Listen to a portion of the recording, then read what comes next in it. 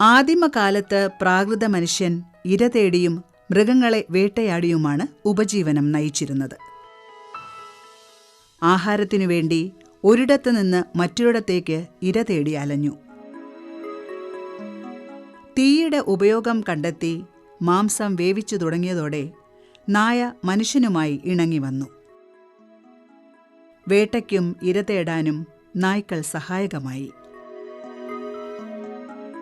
പാലിനും മാംസത്തിനും വേണ്ടി ആടുമാടുകളെ വളർത്തുന്നതോടൊപ്പം വിനോദത്തിനായി നല്ല ഭംഗിയുള്ള ഓമനകളായ പക്ഷിമൃഗാദികളെയും വളർത്തിത്തുടങ്ങി. കാലക്രമേണ മനോഹാരിതയുടെ സ്ഥാനത്തേക്ക് കൗതുകം മുതൽ ഭയം വരെ തോന്നുന്ന തരത്തിലുള്ള ജീവികളെ വളർത്തിത്തുടങ്ങി. പാമ്പും തേളും ചിലന്തിയും ഉടുമ്പും തവളയും പോലുള്ള ജീവികളാണ് ഇക്കാലത്തെ ട്രെൻഡ്.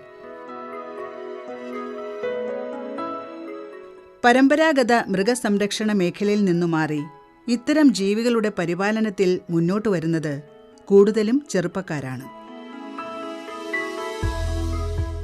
വിദേശ രാജ്യങ്ങളിൽ നിന്ന് ഇറക്കുമതി ചെയ്ത പക്ഷിമൃഗാദികളുള്ള ഫാമുകൾ കേരളത്തിലും വികസിച്ചു വരുന്നു. തൃശൂർ ചാവക്കാട് എടക്കഴിയൂർ പഞ്ചവടി ബീച്ചിനടുത്ത് പ്രവാസികളായ 3 ചെറുപ്പക്കാർ ചേർന്നൊരു കൗതുകകരമായ സംരംഭം തുടങ്ങി. Farm villa.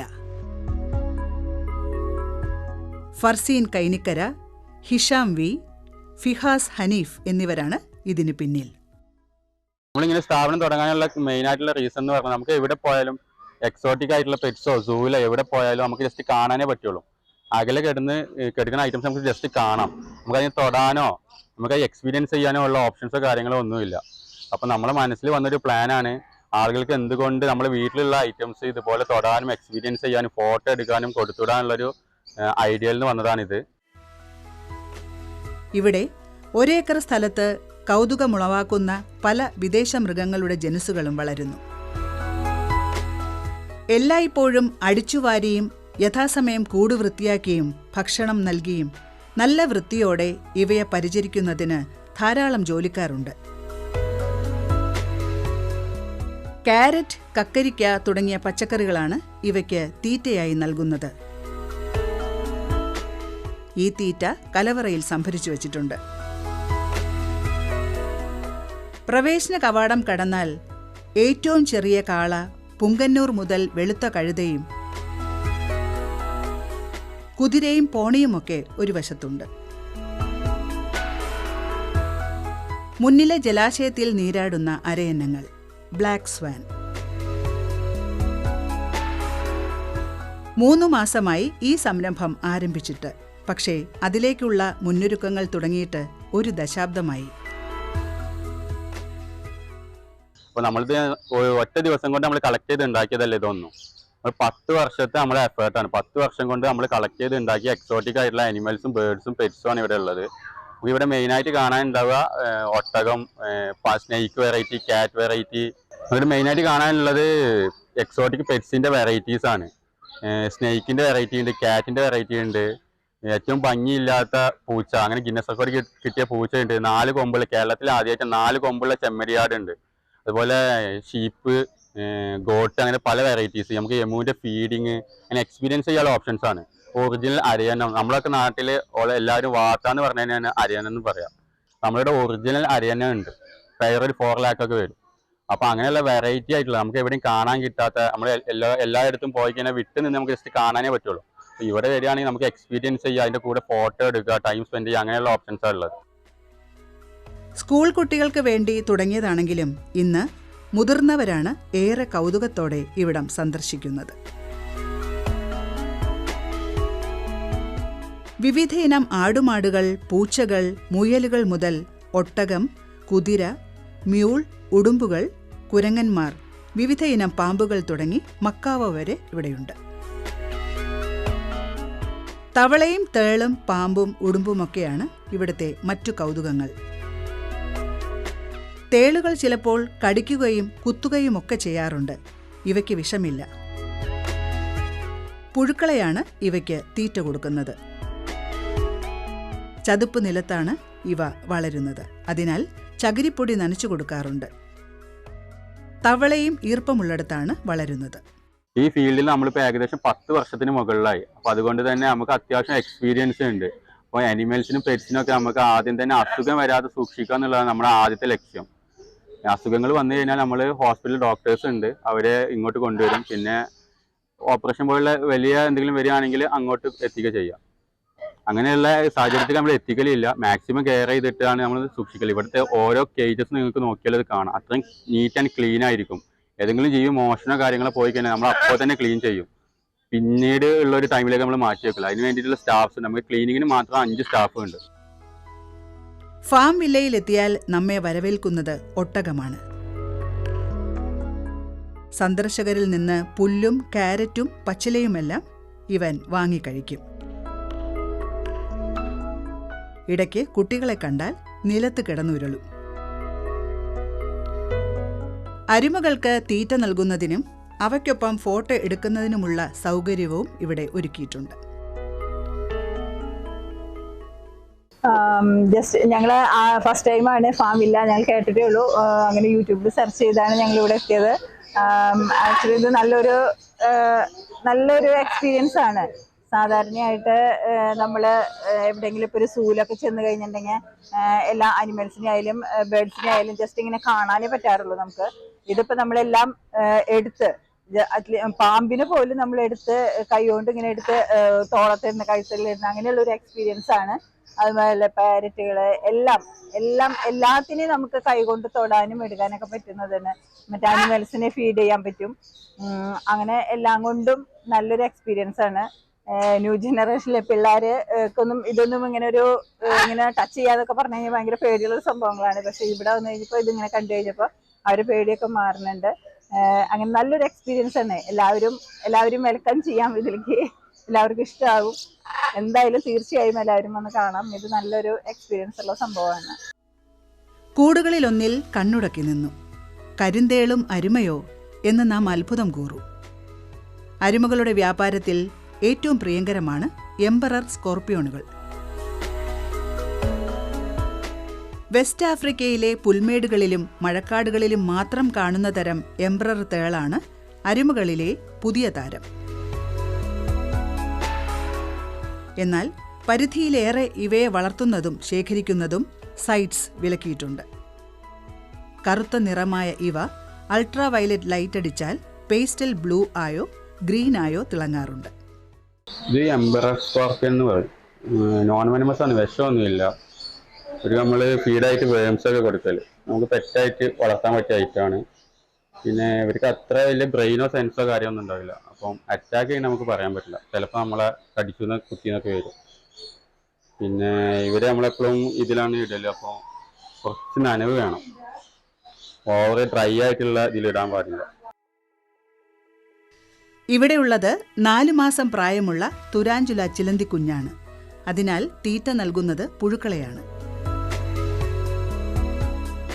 ആഴ്ചയിൽ ഒരിക്കൽ മാത്രമേ ഫീഡ് ചെയ്യാറുള്ളൂ. ബ്രസീൽ, നോർത്ത് അമേരിക്ക മഴക്കാടുകളിലാണ് ഇവ കൂടുതലായി കാണപ്പെടുന്നത്. പക്ഷികളെയും എലികളെയും വരെ തിന്നാൻ കെൽപ്പുള്ളതും ലോകത്തിലെ ഏറ്റവും വലിയതുമായ സ്പൈഡറാണ് ഈ തുരാഞ്ചുല ചിലന്തികൾ. മഞ്ഞ കലർന്ന തവിട്ട് നിറമുള്ള ഈ ചിലന്തികൾ 175 ഗ്രാം വരെ വലിപ്പം വയ്ക്കും. 15 മുതൽ 20 വർഷമാണ് ഇവയുടെ ജീവിതകാലം. ഇവയുടെ കാലുകളിലും ശരീരത്തിലും നിറയെ രോമങ്ങളുണ്ടാവും. ചെറിയ വിഷമുണ്ട്. ആത്മരക്ഷാർത്ഥം അപൂർവമായി മാത്രമേ ഇവ മനുഷ്യനെ കടിക്കാറുള്ളൂ. ലോകത്തിലെ ഏറ്റവും വിരൂപിയായ പൂച്ചയുമുണ്ട് ഇക്കൂട്ടത്തിൽ. സ്ഫിങ്സ്. തരം കിട്ടിയാൽ അവൻ കൂട്ടിൽ നിന്ന് പുറത്തേക്കോടും. വളരെ മൃദുവായ രോമമില്ലാത്ത ചർമ്മമാണ് ഇവയുടെ പ്രത്യേകത.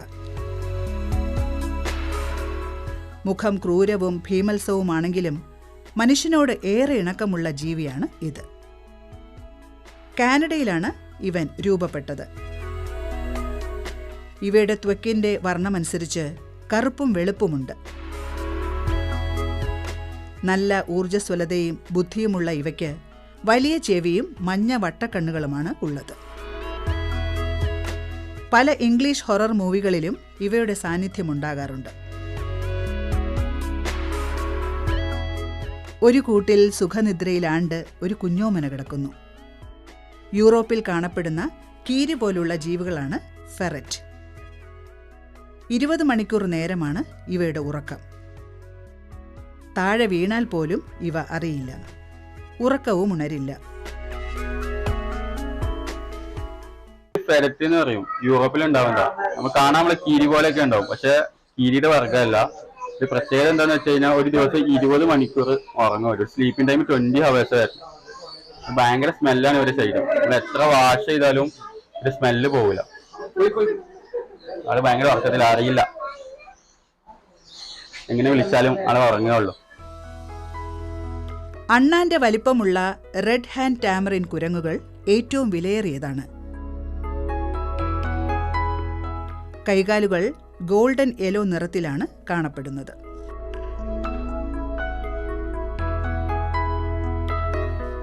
പുള്ളിപ്പുലിയെ പോലെ ഇരിക്കുന്ന ഒരു പൂച്ച. ഏറ്റവും ക്രൗര്യവും ഏറ്റവും ശക്തിയുമുള്ള ബംഗാൾ കാറ്റാണിത്.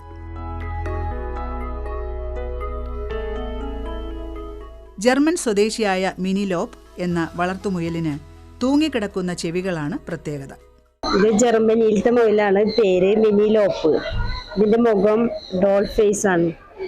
ചെവി താഴത്തേക്ക് ആടിനെ പോലെ താഴത്തേക്കായിട്ടാണ്. ഇത് പ്രത്യേക തരം മുയലാണ്.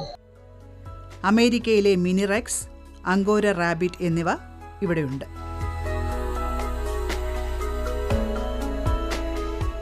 പട്ടുപോലെ മിനുമിനുത്ത നല്ല മൃദുവായ നീണ്ട രോമങ്ങളുള്ള അങ്കോര മുയലുകൾ പേര് സൂചിപ്പിക്കുന്നതുപോലെ അങ്കാരയിലാണ് കാണപ്പെടുന്നത്. രോമത്തിന് വേണ്ടി വളർത്തുന്ന അങ്കോര മുയലുകൾ കാശ്മീരിലുള്ള പഷ്മിന വൂള് പോലെ ഉപയോഗിക്കുന്നു. മാസത്തിൽ 3 ഇഞ്ചിലേറെ രോമം വളരും. സങ്കര ഇനമായ അങ്കോര മുയലിന്റെ പുറത്തുള്ള നീണ്ട രോമങ്ങളെ അങ്കോര വൂൾ എന്നറിയപ്പെടുന്നു. കോമിക്കുകളിലും കാർട്ടൂണിലും മറ്റും കാണുന്ന കൗതുക മുഖമുള്ള മീർക്കാറ്റുകളുമുണ്ട് ഒരു കൂട്ടിൽ. കീരിയുടെ വർഗത്തിൽപ്പെട്ടതും ഇരുകാലുകളിൽ നന്നായി നിവർന്നു നിൽക്കാൻ കഴിയുന്നതുമായ മാംസഭുക്കായ ചെറിയ സസ്തനിയാണ് മീർക്കാറ്റ്. മരുഭൂമികളിലും വനാന്തരങ്ങളിലും കാണപ്പെടുന്ന ഈ ചെറുജീവികൾക്ക് 12 മുതൽ 14 വർഷം വരെയാണ് ശരാശരി ആയുസ്. പക്ഷികളുടെയും മറ്റും മുട്ടയാണ് ഇഷ്ടഭക്ഷണം. ചെറുജീവികൾ, പാമ്പ് തുടങ്ങിയവയെയും ഭക്ഷിക്കും.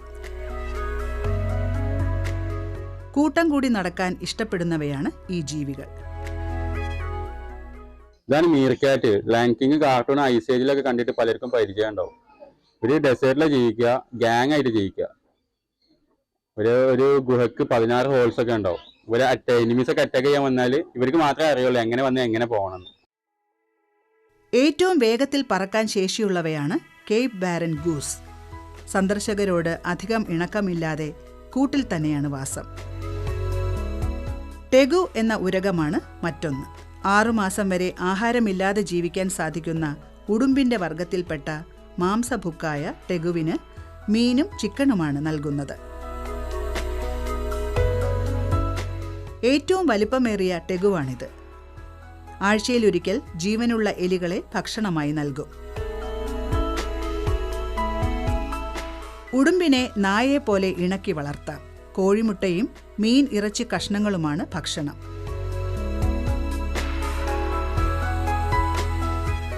ഇന്ത്യൻ വന്യജീവി സംരക്ഷണ നിയമപ്രകാരം ഉടുമ്പിനെ പിടിക്കുവാനോ കടത്തുവാനോ വേട്ടയാടാനോ കൈവശം വയ്ക്കുവാനോ പാടുള്ളതല്ല. എന്നാൽ വിദേശികളായ ജീവികളെ നിയമവിധേയമായി ഇറക്കുമതി ചെയ്യാനും സംരക്ഷിക്കുവാനും സാധിക്കും.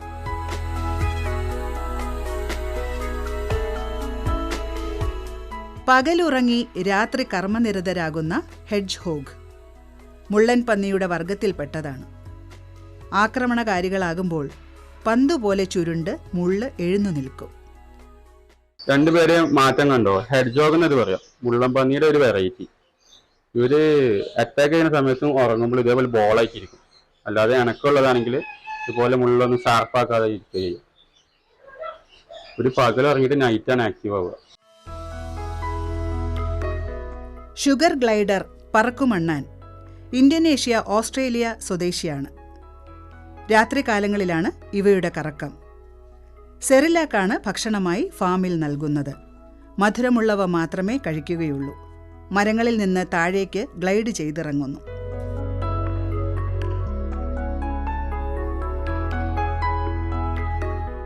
പടം പൊഴിച്ചിരിക്കുന്ന കടുംചാര നിറത്തിലുള്ള മെക്സിക്കൻ ബ്ലാക്ക് കിങ് സ്നേക്ക്.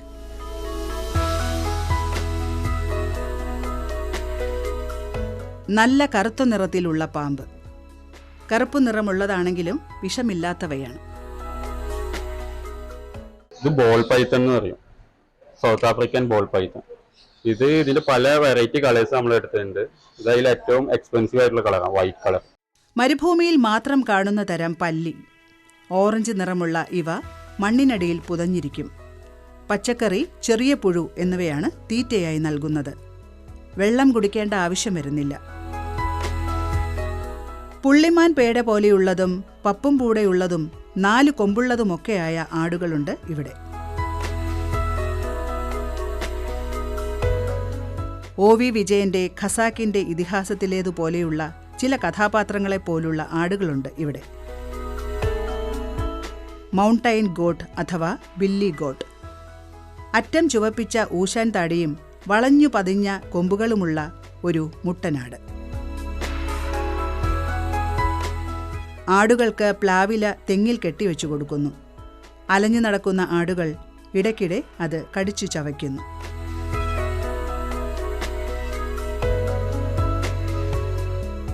ഡുംബ ആടുകൾക്ക് മാംസളമായ വാലാണുള്ളത്. ഇതിന്റെ മാംസം വിലയേറിയതാണ്. പ്രത്യുൽപാദനക്ഷമതയും ക്ഷീരോത്പാദനവും വേഗത്തിൽ വളരുന്നതുമെല്ലാം ഇവയുടെ പ്രത്യേകതയാണ്. ഇന്ത്യൻ ഉപഭൂഖണ്ഡത്തിൽ കാണപ്പെടുന്ന ബാർബറി ആടുകളുടെ ചെവി ചെറുതും വശത്തേക്ക് ഉയർന്നു നിൽക്കുന്നവയുമാണ്. വെള്ളയിൽ തവിട്ട് നിറത്തിൽ പുള്ളികളുള്ള ഈ ആടുകളെ ഉത്തരേന്ത്യയിൽ പാലിനും മാംസത്തിനും വേണ്ടി ധാരാളമായി വളർത്തുന്നു. കാലം മാറുന്നതിനൊപ്പം സമൂഹത്തിന്റെ കാഴ്ചപ്പാടിലും അഭിരുചിയിലും മാറ്റം വന്നു തുടങ്ങി. മൃഗങ്ങളോടുള്ള മനോഭാവത്തിലും മാറ്റമുണ്ട്. പ്രകൃതിയോടും മൃഗങ്ങളോടുമൊക്കെ ഇണക്കത്തോടെ ജീവിച്ചാൽ മനുഷ്യരാശിയിലും അതിൻ്റേതായ മാറ്റങ്ങൾ കാണാം.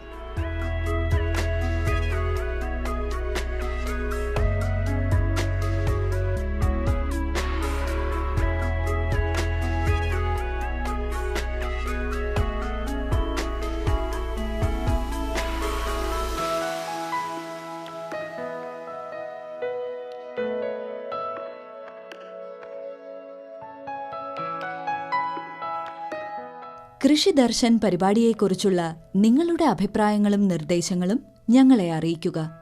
വിലാസം: ദി പ്രൊഡ്യൂസർ, കൃഷി ദർശൻ, ദൂരദർശൻ കേന്ദ്രം, Kudappanakunnu, Thiruvananthapuram 695043. Phone 0471 27318770. Email ddkrishitv@gmail.com.